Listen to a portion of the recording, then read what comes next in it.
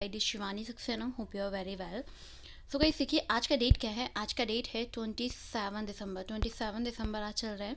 सो इसके बारे में हम लोग बात करेंगे टूडे करंट अफेयर्स के बारे में। करंट अफेयर्स मीन्स बहुत ही इंपॉर्टेंट पार्ट आपके ऑल कॉम्पिटेटिव एग्जाम के लिए, like UPSC, PCS, banking, SSC, SSC GD वगैरह। तो चलिए बात कर लेते हैं हम लोग इसके बारे में। देखिए फर्स्ट न्यूज़ क्या है यहाँ पे कि पीएम मोदी जी ने श्री स्वामी नारायण गुरुकुल राजकोट में संस्थान के 75वें अमृत महोत्सव का संबोधित किया। आपको पता है कि प्रधानमंत्री श्री नरेंद्र मोदी जी ने वीडियो कॉन्फ्रेंस के माध्यम से इसमें भाग लिया और उन्होंने इसको संबोधित किया। किसको संबोधित किया? राजकोट संस्थान के 75वें अमृत महोत्सव को इन्होंने संबोधित किया। आपको पता है कि सभा को संबोधित करते हुए प्रधानमंत्री जी ने स्वामी नारायण गुरुकुल राजकोट के सभी जो उससे जुड़े हुए जितने भी लोग हैं, लोगों को 75 वर्ष पूरे होने की बधाई दी। और इस यात्रा में जबरदस्त प्रयासों के लिए शास्त्री जी महाराज धर्म जीवन दास जी के द्वारा इसमें क्या हुआ है कि स्वामी जी के प्रयासों की सराहना उन्होंने की है, उनकी तारीफ की काफ़ी। और प्रधानमंत्री जी ने ये भी कहा कि भगवान श्री स्वामी नारायण के नाम पे स्मरण करने से मात्र व्यक्ति नई चेतना का अनुभव कर सकते हैं। तो देखिए यहाँ पे काफ़ी इंपॉर्टेंट न्यूज़ है, इसको लेके काफ़ी क्वेश्चन एग्जाम में पुटअप किए जाते हैं, तो इसीलिए आप लोगों को इसके बारे में अच्छे से नॉलेज होना चाहिए, राइट। तो आप इसको नोट भी कर सकते हैं। चलिए बात कर लेते हैं हम लोग यहाँ पे नेक्स्ट न्यूज़ के बारे में। देखिए नेक्स्ट न्यूज़ क्या है कि आईआईटी कानपुर ने तैयार किया। आपको पता है कि जो कृत्रिम हृदय है वो है क्या? आपको ये पता होना चाहिए कि हृदय के रोगियों के लिए आईआईटी कानपुर में वैज्ञानिकों ने एक हृदय रोग विशेषज्ञों को मिला के कृत्रिम दिल तैयार किया है और जिससे हृदय का प्रत्यारोपण हो सकेगा। आपको पता है कि केजीएमयू ने 118वें स्थापना दिवस के अवसर पे आईआईटी कानपुर के जो निदेशक हैं प्रो अभय जी, तो उन्होंने क्या कहा कि 2023 में ट्रायल होने के बाद संभवतः आने वाले 2 वर्षों में कृत्रिम हृदय का प्रत्यारोपण इंसानों के लिए किया जा सकेगा।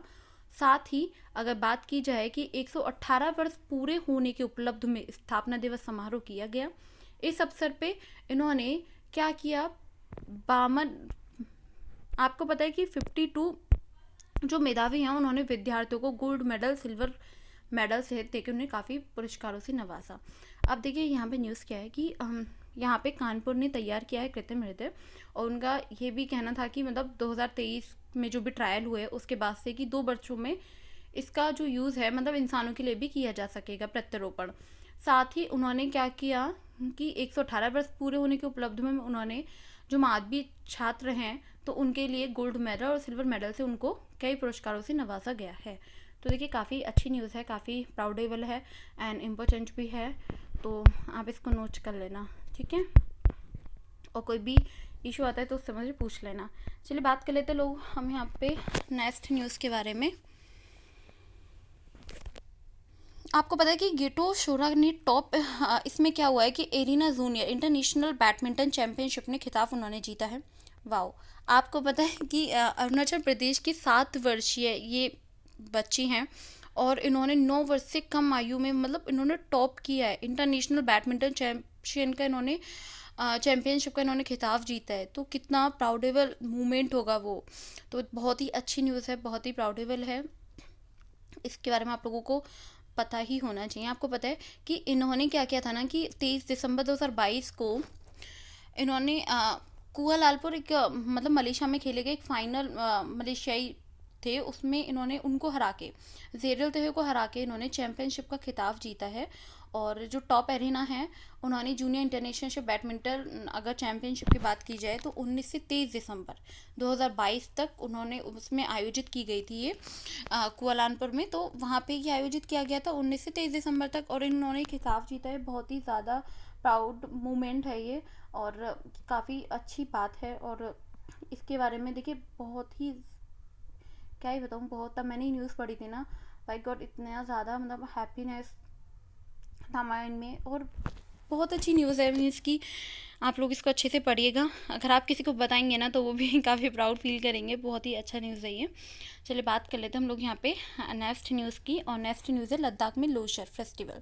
आपको पता है कि लद्दाख ने लद्दाखी नववर्ष के चिन्हित करने के लिए लोशर महोत्सव मनाया। अब लोशा महोत्सव आपका 24 दिसंबर 2022 में लद्दाख में मनाया जाता है। कब मनाया जाता है? फर्स्ट ऑफ ऑल ये बहुत इंपॉर्टेंट लाइन है यहाँ पे कि लोशा महोत्सव 24 दिसंबर 2022 को लद्दाख में मनाया जाता है। आपको पता है कि लोशा महोत्सव या लद्दाखी नववर्ष में सर्दियों के दौरान मनाए जाने वाला ये जो दिन है, ये प्रमुख सामाजिक धार्मिक त्यौहार है। और ये लोशा महोत्सव नए साल से 9 दिनों तक चलेगा। कब तक चलेगा? ये 9 दिनों तक चलेगा। लोग भगवान देवी का नाम लेके पूजा की मतलब अर्चना कर उनको खुशियाँ मनाएंगे। और साथ ही आइवैक्स की अगर बात की जाए, कैलाश पर्वत की तीर्थ यात्रा के सम्मान में नाचेंगे गाएंगे। यह लद्दाख से क्षेत्र में बुद्ध समुदाय द्वारा मनाया जाता है। देखिए, इसके बारे में थोड़ा सा आप लोगों को नॉलेज होना चाहिए। बहुत ही अच्छा है ये, मतलब काफ़ी अच्छा न्यूज़ है। और मान लीजिए कि कोई भी एक टॉपिक ही ले लीजिए, मतलब यही आप इसको न्यूज़ के अकॉर्डिंग भी पढ़ सकते हैं, या फिर लोसर फेस्टिवल आपने कोई भी एक वर्ड ले लिया तो आपको इसके बारे में इन डेप्थ में नॉलेज चाहिए तो आप इसको अच्छे से भी पढ़ सकते हैं। बहुत ही अच्छा है ये नॉलेज लेवल है। चलिए बात कर लेते हैं हम लोग यहाँ पे नेक्स्ट न्यूज़ की। और नेक्स्ट न्यूज़ है, आपको पता है कि अटल इंक्यूबेशन सेंटर, इसमें क्या हुआ है कि MSMI में इन्होंने साथ में समझौते पर हस्ताक्षर किए हैं।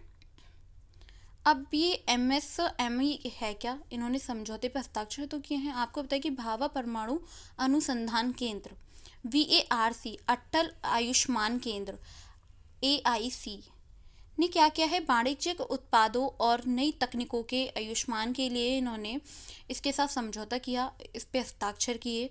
तो इस वक्त के बारे में आप लोगों को पता होना चाहिए कि अनुसंधान प्रयोगशालाओं के बाजार में उत्पादकों के रूपांतरण को तेजी लाने के लिए BARC में और इसको AIC लॉन्च करने के उपलब्ध में ही क्या किया गया है, हस्ताक्षर किए गए हैं।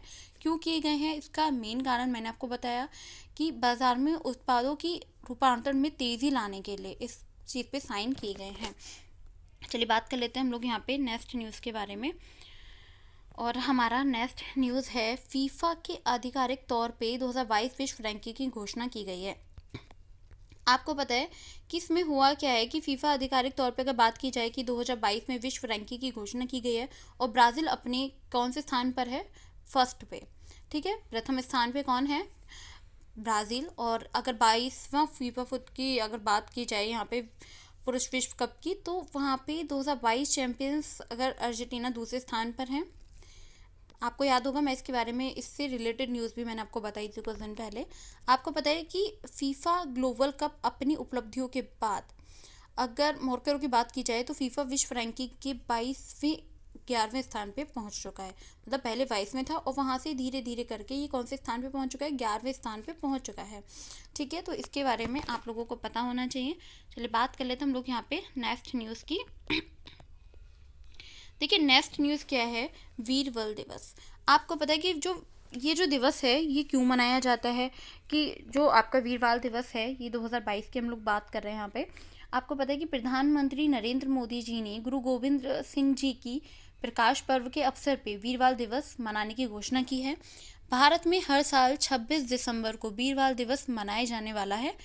और वीर बाल दिवस 2022 में श्री गोविंद जी के जो पुत्रों में आपका शाहिबाजाद अगर बात की जाए, ठीक है, बाबा ज़ोरावर सिंह जी और बाबा फतेह सिंह जी, तो उनके ये प्रतीक है। ठीक है, उनकी शहादत का ये प्रतीक है, इसलिए ये आज से मनाया जाएगा। मतलब कब मनाया जाएगा? 26 दिसंबर।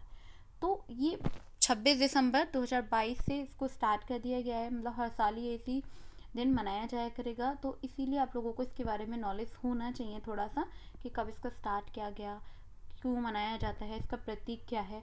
इस तरीके से मतलब छोटे छोटे से क्वेश्चन अपने माइंड से ही आपको पता होने चाहिए। चलिए बात कर लेते हैं हम लोग यहाँ पे नेक्स्ट न्यूज़ की। आपको पता है नॉर्थ ईस्ट फेस्टिवल 10वां संस्करण जवाहरलाल नेहरू जी स्टेडियम में शुरू हुआ। अब ये जो 10वां संस्करण है 23 दिसंबर को नई दिल्ली के जवाहरलाल नेहरू जी के स्टेडियम में शुरू हुआ है। आपको पता है कि केंद्रीय सूक्ष्म लघु और माध्यम उद्यम जो मंत्री हैं नारायण, तो उन्होंने दिल्ली में जवाहरलाल नेहरू जी के स्टेडियम में 4 दिवसीय महोत्सव का उद्घाटन किया। इस महोत्सव का उद्देश्य क्या होगा आपको पता है कि उत्तर पूर्व क्षेत्रों के विविध जीवन, सांस्कृतिक जो परंपराएं हैं, परंपराओं को, पर्यटन को बढ़ावा देना इनका मेन उद्देश्य होगा। तो इसी के ये यहाँ पे बहुत ही इम्पोर्टेंट न्यूज़ है, इसको लेके थोड़ा सा अपडेट रहेगा। कोई भी डाउट रहता है तो उसे कमेंट सेशन में ज़रूर पूछिएगा। बात कर लेते हैं हम लोग यहाँ पे नेक्स्ट न्यूज़ का, और हमारा नेक्स्ट न्यूज़ है डीजीसीए के जो गरुड़ हैं उन्होंने अगर बात की जाए एयरोस्पेस में मिले 2 प्रमाणन। अब ये यहाँ पे क्या है कि आपको पता है कि ड्रोन में विमानन कंपनी जो गरुड़ है उसमें स्वदेशी किसान ड्रोन के लिए नागर विद्वान, जैसे कि अगर विमानन की बात की जाए महानिदेशालय जो टाइप हैं, ठीक है, सर्टिफिकेशन और आरपीटीओ, तो यहाँ पे इसको क्या हुआ है, इसको मंजूरी मिल गई है।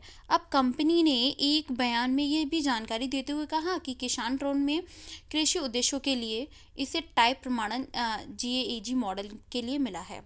अगर बात की जाए कि DGCA का टाइप प्रमाण गुणवत्ता जो जांच है उसके आधार पर दिया जाता है, और इसी मानवरहित अगर बात की जाए, ठीक है, मानवरहित यान की जो सख्त जांच है उसके बाद ही इसको जारी किया जाता है। और वहीं अगर remote pilot training organization DCG के द्वारा जो अधिकृत है संगठन है, ये एक जो ड्रोन नियम 2021 के नियम 34 के तहत रिमोट पायलट प्रमाण पत्र देता है। अब बहुत ही इम्पोर्टेंट न्यूज़ है, बहुत ज़्यादा इम्पोर्टेंट है, वेरी इम्पोर्टेंट। तो प्लीज़ इसे थोड़ा सा इसको लेके ध्यान रखिएगा, इससे काफ़ी क्वेश्चन पुटअप किए जा सकते हैं। इसको लेके थोड़ा सा अपडेट रहना है, और प्लस इस न्यूज़ को नोट भी करना है, इसके बारे में आप लोगों को मस्ट पता होना चाहिए, ठीक है। चलिए बात कर लेते हैं हम लोग यहाँ पे नेक्स्ट न्यूज़ और लास्ट न्यूज़ की। आपको पता है कि जो शतविन राबुका है उन्होंने फेजी में नए प्रधानमंत्री। अब आपको पता है कि राबुका को फिजी का नया प्रधानमंत्री चुना गया है। अगर बात की जाए इनके बारे में तो फिजी के 12वें प्रधानमंत्री के रूप में इन्होंने शपथ ली, मतलब शपथ इन्होंने ग्रहण की। और राबुका 2021 में गठित जो फिजी है उसमें आपका राजनीतिक दल उस पे ये नेता थे, मतलब नेता हैं। साथ ही फिजी के जो सोशल डेमोक्रेटिक की बात की जाए तो लिबर पार्टी ने राबुका के जो पीपल्स हैं, ठीक है, तो उन्होंने नेशनल फेडरेशन पार्टी के साथ गठबंधन बनाने के लिए मतदान किया। और साथ ही अगर बात की जाए प्रधानमंत्री के लिए गुप्त संसदीय वोट में राबुका को 38 वोट मिले, और जबकि संसद में 27 सदस्यों के लिए फिजी नेता बोरुक में अगर बेमनाना की बात की जाए तो उन्होंने ही मतदान किया। कितने वोट मिले इनको? 28 राबुका को वोट मिले, ठीक है। वेनिमा रामागर इनके लिए इन्होंने मतदान भी किया था। तो ये काफ़ी इंपॉर्टेंट न्यूज़ है, आप लोगों को पता होना चाहिए कि 12वें प्रधानमंत्री के रूप में इनको चुना गया है। इन्होंने शपथ ली है 12वें प्रधानमंत्री के रूप में, ठीक है। इनको नया प्रधानमंत्री चुना गया है फिजी का। सो देखिए आज के लिए काफ़ी इंपॉर्टेंट न्यूज़ थी जो मैं आप लोगों को बता चुकी हूँ। अगर कोई भी डाउट है और न्यूज़ में से तो आप मुझे उसे कमेंट सेक्शन में मुझसे पूछ सकते हैं। एंड आई पॉइंट के ग्रुप से जुड़ने के लिए पाएँ बेहतरीन मटेरियल नोट्स जो आप लोगों के लिए काफ़ी इम्पोर्टेंट होंगे। तो इस नंबर पे आप लोग मैसेज कर सकते हैं, मैसेज करके आप ग्रुप में ज्वाइन हो सकते हैं। ग्रुप में ज्वाइन होने पे आपको डेली करंट अफेयर की PDF एंड आपको न्यूज़पेपर भी प्रोवाइड कराया जाता है। ऑल कॉम्पिटिटिव एग्ज़ाम जो इम्पोर्टेंट नोट्स होते हैं वो भी आपको प्रोवाइड कराए जाते हैं फ्री ऑफ कॉस्ट। सो आज के लिए इतना ही, and thank you so much guys for watching this video. Okay, thank you.